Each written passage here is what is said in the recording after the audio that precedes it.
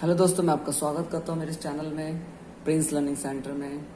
मेरा नाम है प्रिंस और मैं आपको 12th क्लास के पूरे सिलेबस के notes and important questions and सब कुछ प्रोवाइड कराने वाला हूँ। सो अगर आप मेरे इस चैनल पर नए हो तो आप इस चैनल को सब्सक्राइब करें और इस वीडियो को अपने दोस्तों के साथ, अपने स्कूल ग्रुप्स में, अपने उन लोगों को शेयर कीजिए जिनको इन नोट्स की बहुत ज़्यादा ज़रूरत है।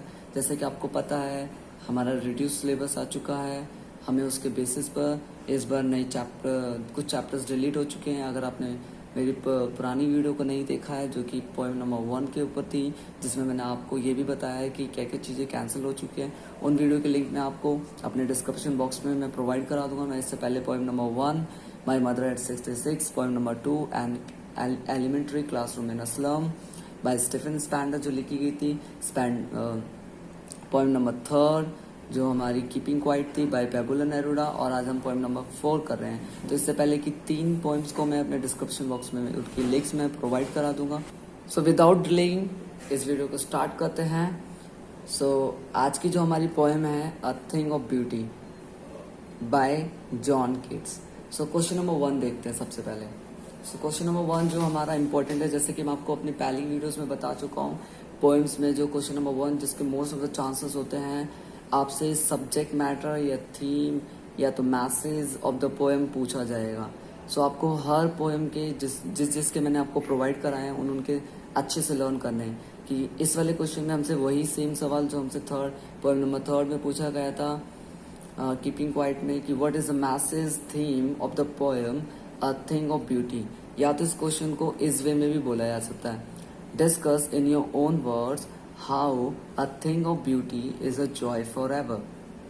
दोनों का मतलब सेम है। या तो हम इसको यूं भी बोल सकते हैं, give the central idea of this poem. देखो मैंने आपको तीनों वे में बताया कि पेपर में किस वे में आता है, क्योंकि 12th क्लास में होता है क्या है, बच्चे ना कंफ्यूज हो जाते हैं, यार मैंने तो ये क्वेश्चन लर्न करा था उसका तो आंसर आया ही नहीं। आपको वैसे इसलिए मैंने आपको तीनों वे में प्रोवाइड करा रहे हैं, क्योंकि वो सीबीएसई वाले क्वेश्चन के वे को चेंज कर देते हैं। तो मैंने आपको तीनों वे प्रोवाइड कराए हैं कि वो थीम या सब्जेक्ट मैटर या कैसे पूछते हैं वो थीम के बारे में।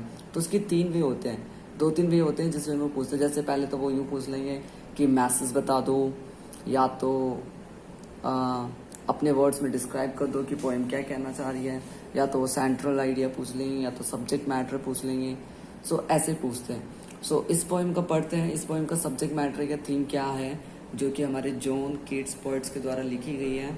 इसका आंसर है हमारा सेंट्रल आइडिया बताना है हमें इस पोएम का। द सेंट्रल आइडिया देखो आपको सेम इसी वे में लिखना है जिस वे में मैंने लिखा है, आपको इसी वे में नोट डाउन करना है। The central idea message equal to में थीम लिखा हुआ मैंने of this poem is that a thing of beauty is a source of permanent joy and satisfaction. इसमें हमें ये बताया गया है कि जो ब्यूटी होती है ना, वो एक ऐसा सोर्स होता है जिससे परमानेंट जॉय मिलता है और सेटिस्फैक्शन मिलता है। साथ में पोएट ने ये भी बताया है कि ब्यूटी नेवर डाइज। जो ब्यूटी होती है वो कभी मरती नहीं है, it goes on increasing and increasing day by day. तो इस पोएम का सेंट्रल आइडिया पूरा की पूरा अ थिंग ऑफ ब्यूटी के ऊपर है। मतलब ऑथर हमें ये समझाना चाह रहे हैं जो ब्यूटी होती है उससे हमें परमानेंट जॉय मिलता है, सेटिस्फैक्शन मिलता है। और वो ये भी बताना चाह रहे हैं कि जो ब्यूटी होती है वो कभी मरती नहीं है, वो हमेशा इंक्रीज होती रहती है डे बाय डे। ये भी क्वेश्चन नंबर 1 भी एक इम्पोर्टेंट क्वेश्चन था जिसमें सेंट्रल आइडिया या थीम या तो सब्जेक्ट मैटर इस वे में क्वेश्चन पूछ लेते हैं। आपको मैंने 2-3 पोएम में ऐसे ही बताया है, आपको वैसे ही लर्न करना है और आपको याद रखना है।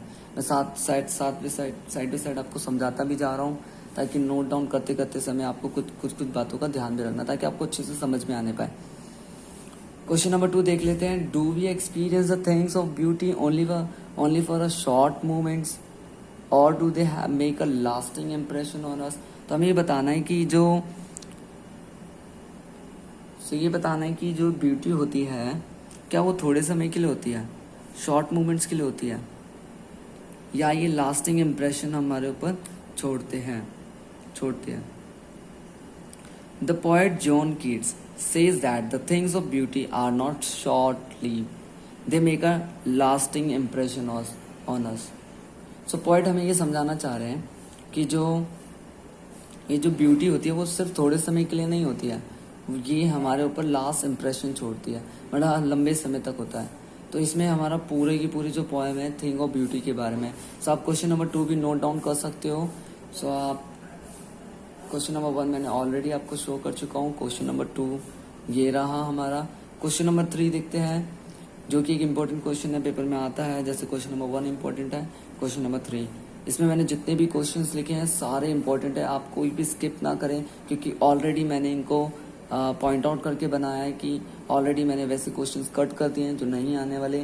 एकदम मोस्ट इंपॉर्टेंट क्वेश्चंस को मैंने यहाँ पर राइट डाउन करा है। तो क्वेश्चन नंबर 3 क्या है हमारा, what makes human beings love life in spite of its trouble and suffering. तो हमें ये बताना है कि जो ह्यूमन बीइंग्स होते हैं उनकी लाइफ को लव लाइफ क्या बनाता है, मतलब कौन सी ऐसी चीज़ है, मतलब हमारी लाइफ में इतने ट्रबल्स है, सफरिंग्स है, फिर भी ऐसी क्या चीज़ है जो हमारी लाइफ को लव लाइफ बना सकती है, मतलब उसमें प्रेम को ला सकती है। सो देखते हैं पोएट ने हमें क्या सॉल्यूशन दिया है। The poet says that the human beings of this world suffer from a lot of troubles, sufferings and pains. तो पोएट हमसे ये कहना चाह रहा है जो ह्यूमन बीइंग्स होते हैं ना इस दुनिया के, मतलब ये बात तो सच है, it is a general truth that we have to face so many troubles and trials in this life. इस बात से हम पीछे नहीं हट सकते कि हमने ट्रबल्स, ये सारी चीज़ें हमारी ज़िंदगी में नहीं आएगी, और ये सब चीज़ों से हम पीछा कैसे छुड़ा सकते हैं। तो इस पोएम में ये जो हमारे पोएट है जॉन केट्स, हमें सॉल्यूशन दे रहे हैं कि in spite of all this gloomy and unhappy things, gloomy मतलब एक ऐसी लाइफ जहाँ पर हम सब कुछ ग्लूमी है, मतलब एकदम कुछ अच्छा नहीं है, सब कुछ अनहैप्पीनेस जैसा फील हो रहा है, वैसी लाइफ। तो वो बोल रहा है जो ब्यूटी होती है ना वो हमारी लाइफ को लव लाइफ बनाती है। सो पॉइंट हमें ये समझाने की कोशिश कर रहा है कि in spite of all this pains, troubles and trials, ये सब कुछ होने के बावजूद भी जो हमारी ज़िंदगी को अगर कोई चीज़ लव लाइफ बना सकती है वो क्या है, वो ब्यूटी है, क्योंकि हमारे पोएम का नाम ही क्या है, अ thing of beauty. So simple answer है, आप इनको अच्छे से लर्न कर सकते हो, आप पूरे मार्क्स क्लीन कर सकते हो, अच्छे मार्क्स स्कोर कर सकते हो। So let's see the last question, how and why is grandeur associated